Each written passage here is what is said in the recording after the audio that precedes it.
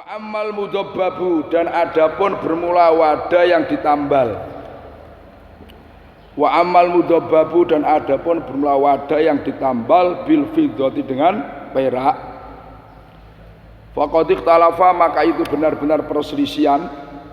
Ashabuna, siapa beberapa ashab kita, fihi, di dalam mudabbab. Faminhum, maka itu sebagian daripada ashabuna, man bermula orang olah yang berkata siapa man, ingkana, apabila ada apa dhobba, itu tambalannya. Ingkana, apabila ada apa dhobba, itu qolilan, sedikit, lil hajati, karena hajat, lam yukroh, maka tidak dimakruhkan apa dhobba, apa tambalannya. Lam yukroh, maka tidak dimakruhkan apa dhobba. Lima, karena hadis rawa yang meriwayatkan, lima karena hadis rawa yang meriwayatkan pada ma Anasun, siapa Anas Ibnu Malik radhiyallahu anhu, meriwayatkan anak qadakan Nabi sallallahu alaihi wasallam min Anas, min Anas, ya kan. Makanya kalau orang Jawa itu mestinya nyata nih, karena ada an min yang dikira-kirakan, makanya hamzahnya dibaca fathah. Nah, cara Pak Rajab itu naklan wa fi ana wa ayyato itu ma'an labsin ka ajib tu ayyatu. Anak kodakan Nabi, nyatanya sesungguhnya. Jadi isinya marawa itu anak itu maksudnya kan, min ananya. Sesungguhnya wadahnya Nabi Muhammad SAW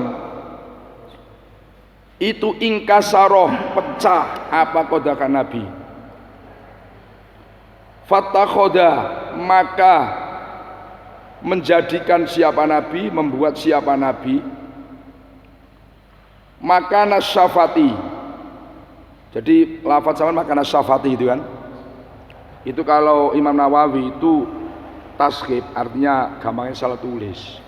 Memang rata-rata muhadzab itu kalimatnya makana syafati. Nah, kalau An-Nawawi itu sebenarnya bukan makana syafati, pensaranya makana sya'abi. Jadi gini dulu, makana syafati pada, kita makna yang ada dulu, pada tempat bibir wadah. Fatakhoda, maka membuat siapa Nabi, menjadikan siapa Nabi, makana syafati pada tempat bibir wadah, silsilatan, pada benang, misalnya rantai maksud benang, di rantai maksud benang, min fiddatin, dari perak. Nah, itu kata An-Nawawi selaku pensara muhadzab, itu bukan makana syafat tapi makana sya'afi, maknanya tempatnya retak. Nah, dari sya'afi menurut An-Nawawi itu tasghib, gamanya salah tulis itu. Makana sya'at, tempatnya retak, diganti silsilatan, pada benang, rantai maksud benang, min fiddatil perak. Lawa ingkana, dan apabila ada apa dhobba, tambalan itu lizinati, untuk berhias. Lizin untuk berhias, kuriha, maka dimakruhkan apa dhobba. Li'ana, karena dhobba itu ghairu muhtajim, tidak dibutuhkan apa ilai dhobba. Walayakrumu, dan tidak haram apa dhobba. Lima, karena hadis rawi yang meriwayatkan pada ma Anasun, siapa Anas. Qala, berkata siapa Anas, karena ada na'lu sayfi Rasulullah sallallahu alaihi wasallam, apa ujung bawah, na'al sandarnya ujung bawah, na'lu sayfi, apa ujung bawah pedangnya Rasulullah sallallahu alaihi wasallam itu min fiddatin, dari perak. Wa qabi'atu sayfi, ay wa kana qabi'atu sayfihi, dan ada apa ujung atas pedangnya Nabi itu min, gitu ya Pak Rizal. Ada minnya enggak? Enggak ada. Itu fiddatan, perak. Itu fiddatan, perak. Wa ma, bermula barang, baina dzalika, antara na'lu sayfi dan qabiku, antara atas dan bawah. Wa ma, bermula barang, baina dzalika, antara na'lu sayfi Rasulullah dan qabiqatu sayfihi, itu khalaqul fiddah, beberapa lingkaran perak, bundaran perak kan, lingkar atau bundaran perak, bundur-bundur perak. Lawa ingkana, apabila ada apa dhobba itu kathiron, banyak, lil hajati, karena hajat, kuriha, maka dimakruhkan apa dhobba li kathroti, karena banyaknya dhobba. Walam yakrum, dan tidak haram apa dhobba lil hajati, karena hajat. Wa ingkana, apabila ada apa dhobba itu kathiron, banyak, lizinati, untuk berhias, haruma maka haram apa doba liqauli Ibnu Umar karena perkataan Umar radhiyallahu an la yutawaddu tidak boleh dibuat wudu wala yusrobu dan tidak boleh dibuat minum apa min qodakhin wadah fihi yang itu di dalam qodakhin khalqatun bermula lingkaran atau kolongan lingkaran min fidotin bolong-bolongan au dobatun atau tambalan min fidotin dari perak wa ana Aisyah radhiyallahu anha dan diriwayatkan dari Sayyidah Aisyah apa nasunya Aisyah Nahat itu melarang siapa si Aisyah antudob baba pada hendaknya ditambal al aqdaku apa piro-piro wadah bil fiddati dengan perak. Nah ini sekarang membahas wadah yang ditambal dengan perak. Wadah yang ditambal dengan perak. Ini ashab kita, masa ashab saya pengikut Imam Syafi'i itu berbeda pendapat. Ada yang mengatakan gini, ingkana qalilan hajat, kalau memang tambalan itu sedikit dan dibutuhkan. Sekarang gini, kita bahasa dobadur supaya paham. Tambalan itu gini, jadi tambalan itu kalau bahasa fikih itu qit'atun min dhabin au fidatin. Dari sepotong perak atau emas. Kalau emas itu kan jelas haram. Al-Mahdi mengatakan haram. Cuman kalau Imam jadi kalau Ibnu Hajar itu haram. Nah, jadi kalau apa? Kalau emas. Sekarang kalau perak. Kalau perak ini kalau doba itu gini, potongan emas atau perak terus ada wadah itu pecah gitu Mas kan. Nah, terus ditempel doba. Namanya doba. Dikatakan hajat itu karena pecah, retak. Kalau enggak retak itu namanya bukan hajat. Maka dalam doba itu nanti begini, nanti kita simpulkan. Ada lil hajat, ada lil zina untuk berhias. Hajat itu kita punya wadah itu antik mahal terus retak. Sayang, akhirnya ditempel dengan perak supaya kuat. Nah, itu namanya doba. Dan namanya lil hajat. Karena ada kebutuhan supaya kuat. Nah, kalau memang dobanya itu sedikit, maka tidak dimakruhkan. Enggak masalah. Tidak masalah. Karena ada hadis yang diriwayatkan oleh Anas bin Malik bahwa Rasulullah itu pernah punya wadah pecah. Terus tempatnya retak itu pecah itu ditambali Nabi dengan benang dari perak. Nah, jadi silsilah itu maknanya benang dari perak. Tapi kalau dobanya lizina, lizina itu maknanya tidak kena retak. Jadi wadah nggak retak, terus tempeli perak. Tapi untuk berhias, tapi sedikit, maka hukumnya makruh. Hukumnya makruh. Kenapa? Li'annahu ghairu muhtajin ilahi, karena tidak dibutuhkan. Itu kan harus berhias. Walayah rumu. Alasannya karena sedikit. Nah. 5 rawa Anas. Alasannya tidak haram 5 rawa Anas qala kana na'lu sayfi Rasulullah sallallahu alaihi wasallam min fiddatin wa qabi'atu sayfi min fiddatin wa ma baina dzalika khalaqul fiddah. Jadi Nabi itu punya pedang, itu ujung atasnya itu ada peraknya, tempelan perak, ujung atas juga ada perak, cuma sedikit. Nah, itu alasannya lizina, jadi enggak haram. Wa ma baina dzalika, kalau antara pedang wa ma baina dzalika antara ujung atas dan bawah itu semacam ada kolong-kolongan perak gitu. Pokoknya untuk hiasan lah kan. Bahwa ingkana lil hajat, kalau memang banyak dan lil hajat jadi wakai tambalannya cuma karena memang butuh banyak, maka hukumnya makruh kuriha. Alasannya likasroti karena banyaknya doba walam yakrum lil hajat. Wa in kana katsiron, tapi kalau doba itu banyak lizina untuk berhias ya haram. Karena kata si Ibnu Umar la yutawaddu wa la yusrabu min qadakin fi khalqatun min fiddah. Jadi jangan sampai ada wadah yang dilapisi perak. Nah, itu jangan sampai dibuat wudu atau dibuat apa? Minum. Karena hanya untuk sekedar berhias, tidak dibutuhkan dan banyak. Sebab Siti Aisyah radhiyallahu anha itu melarang ada wadah ditambal dengan apa? Perak. Siti Aisyah itu melarang. Wa min ashabina min ashab kita man bermula orang qala yang berkata siapa man yakrumu haram. Apa dzobba? Haram apa menambal fi maudhi syurbi, di tempat minum. Katakan pas tempat yang kita buat minum itu tambalan perak, itu haram. Sebagian ashab itu mengatakan haram. Alasannya li anak manusia perkara ya kok itu terjadi al istiqmalu apa? Penggunaan bihi dengan maudhi surba. Berarti sama dengan pakai perak. Wala yakrumu dan tidak haram apa doba fima di dalam barang siwa yang selainnya maudhi surbi. Yang penting bukan tempat minum. Bukan pas untuk yang kena bibir kita. Liana karusnya perkara itu layak kau tidak jatuh bihi dengan maudhi surbi al-istimal penggunaan. Wa minus sebagian daripada askabuna man bermula orang kola yang berkata siapa man yukrohu dimakurkan apa doba wala yakrumu. Pokoknya makruh aja enggak haram. Enggak mikir besar kecilnya. Di hadis Anasin karena hadis Anas fi sayfi Rasulillah sallallahu alaihi wasallam. Dalam pedangnya Rasulullah sallallahu alaihi wasallam. Ini kalau kita kaji begini gini, kita simpulkan masalah tambalan apa? Perak. Jadi tambalan perak itu punya hukum satu, hukumnya mubah boleh. Kalau kecil dan dibutuhkan, Nah, itu nggak masalah. Nah, cuman bahasa kecil dan besar. Nanti kalau sama nggak paham tanyakan.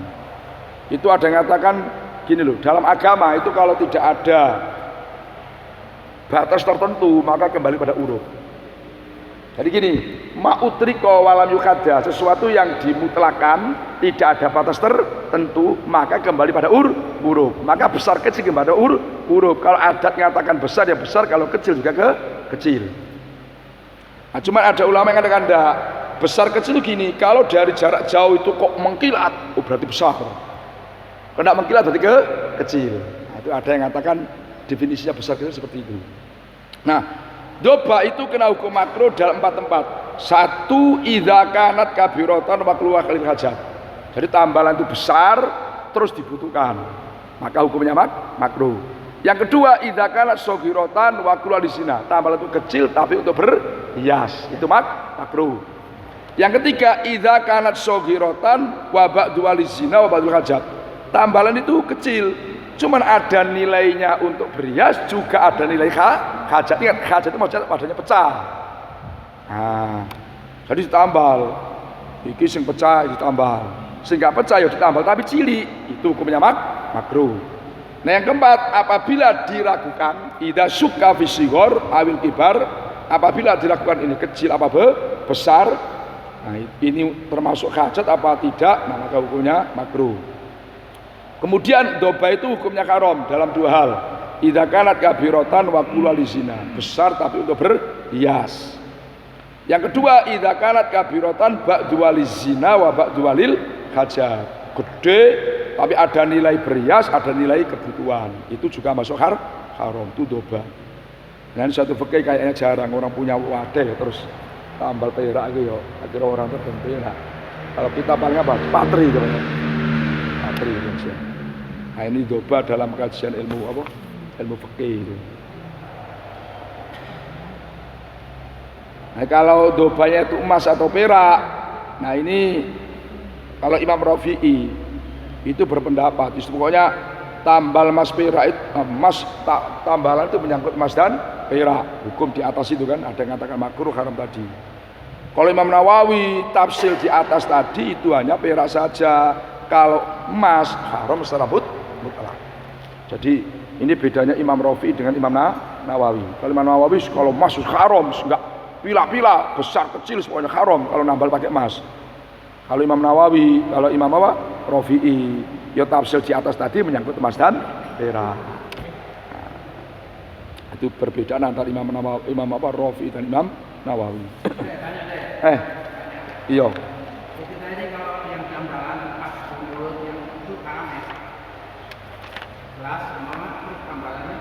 Itu min askabina. Jadi ada versi yang kedua min asbina. Jadi askabina itu gini, tambalan itu jangan mandang besar kecilnya, tapi yang penting itu di tempat minum, tempat yang kena bibir itu loh. Kalau tempat yang bibir haram karena anggap memakai. Kalau nggak tempat pas kena sentuhan minum, katakan mau ceret itu apa ya? Tanyaan saya ini kalau orang nikah pakai sisa itu. Apa? Rokok terus? Itu ada hiasan kan? Iya mas, perak ya terus? Nah itu ujungnya dari perak. Apakah termasuk dengan minuman Ya ini tadi, kalau memang itu berarti kan, kalau bahasa hajat itu pecah. Nah, kalau enggak pecah namanya lisi. Nah, kalau kecil enggak masalah. Kalau untuk berhias tapi kecil itu enggak masalah gitu Pak Qadir. Mana maksudnya? Makruh. Enggak haram enggak. Kecil. Nah, itu makruh. Nah, tadi kembali pada huruf. Versi yang lain, kalau dari jarak jauh per kilo berarti besar, kalau tidak per kilo berarti kecil. Nah, itu definisinya. Bisa dipaham maksudnya kan? Nah. Kan minuman saya ini rokok. Ya sama, itu kan dipakai juga. Kan surbutukon bahasanya. Nah. Loh bener tak? Nah ini. Pokoknya pengawasan Pak Qadir cerdas, Pak bisa KO ini Pak. Nah Pak Bayi, kamu sudah kontak.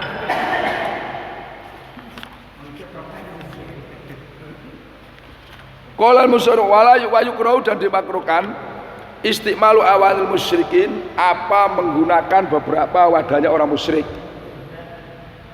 Wasiyabihim ya benar. Dan berpakaiannya musyrikin. 5 karena barang hadis surah yang meriwayatkan pada Abu Sa'labah Al-Khunasi radhiyallahu anhu qalat Abu Sa'labah qultu ya Rasulullah inna sesungguhnya kita itu bi ardi qaumin di buminya kaum. Inna sesungguhnya kita itu bi ardi al-kitab itu di buminya ahli kitab. Ahli kitab Yahudi Nasrani. Wa naqulu dan makan siapa kita fi aniyatihim dalam wadahnya ahli kitab. Wa qala Rasulullah sallallahu alaihi wasallam la taqulu jangan makan siapa kamu semua fi aniyatihim di dalam beberapa wadahnya ahli kitab. Illa illam tajidu kecuali apabila tidak menemui siapa kamu semua anha dari aniyatihim budan pada bisa lepas, artinya nggak bisa lepas, harus dipakai karena lainnya nggak ada. Kalau faksilu maka basuhlah kamu semua pada aniyatihim bilma'i dengan air. Sumakulu makanlah kamu semua via di dalam aniyatihim. Wali anam karena sesungguhnya ahlu kitab itulah yastanibuna tidak menjauhi siapa kitab an-najisata pada najis. Makanya fakuriha maka dimakruhkan apa istimalu awanil musyrikin dimakruhkannya lidzalika karena itu la yastanibuna an-najasata lidzalika karena itu la yastanibuna an-najasata. Jadi hukumnya makruh kita menggunakan wadah katakan piring apa saja kan miliknya orang non muslim. Di muslim maksudnya non muslim. Wasyabihim kita pakai baju-baju mereka itu hukumnya makruh. Dasarnya kata Abu Sa'labah saya pernah tanya Rasulullah kami ini berada di lingkungan ahli kitab. Wanak kulu fi aniyati otomatis kami ini makan pakai wadah-wadah mereka. Gimana Rasulullah kata Nabi? La taqulu fi atihim kamu jangan makan pada wadah mereka kecuali enggak ada wadah lain. Enggak ada wadah adanya itu. Nah, sebelum kamu pakai ya faksilu wabil bilma. Cuci dulu dengan air sumakulu fiha. Nah, alasannya li annahum la yastanibuna secara umum orang non muslim itu dengan najis itu kan gampang. Ya kan? Gampang meremehkan. Makanya fakuria maka dimakruhkan apa istiqmal lidzalika karena itulah yastanibuna najasata.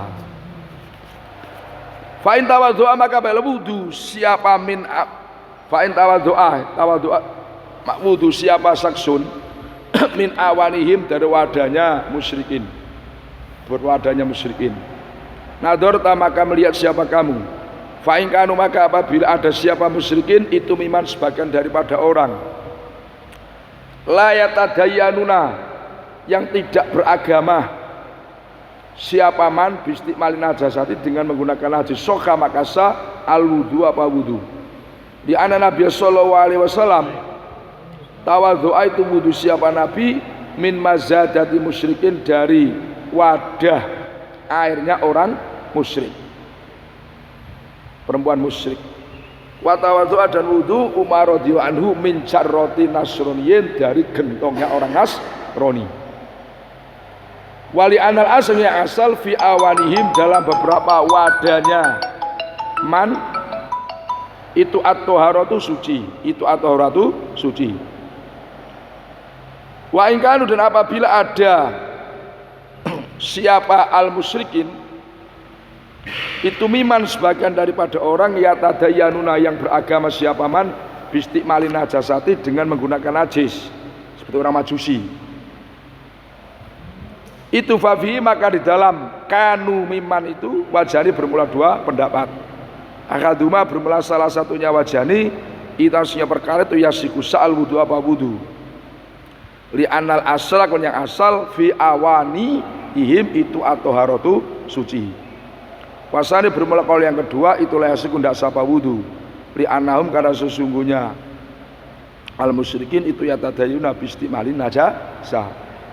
Dikiaskan kama yatadayanu sebagaimana beragama al muslimuna bil ma'i dengan air atau hir yang suci. Fadhairu, maka yang jelas min awanihim dari beberapa wadahnya al musyrikin wa thiyabihim itu satu najis. Jadi kalau ada orang wudu pakai wudu orang musyrik, tengok dulu. Kalau orang non muslimnya itu orang yang beragamanya itu ndak secara umum tidak berhubungan dengan najis, itu sah karena Nabi itu pernah wudu pakai wadahnya orang musyrikah, dan Sayyidina Umar pernah wudu pakai gentongnya orang Nasrani. Kalau orang musyriknya itu orang yang biasa berlumuran dengan najis, ini ada dua pendapat. Mengatakan yang pertama sah wudunya karena yang asal wadah itu kan suci. Nah yang kedua enggak sah karena mereka sudah terbiasa berlumuran dengan najis. Nah ini begini, orang musyrik, katakan non muslim, itu dalam kacamata fikih ada dua. Satu, orang ini memang non muslim, cuman yang namanya berhubungan dengan najis itu tidak menjadi tradisi. Nah, menjadi tradisi. Nah, ada orang non muslim ini yang berlumuran najis dianggap ibadah, seperti orang Majusi.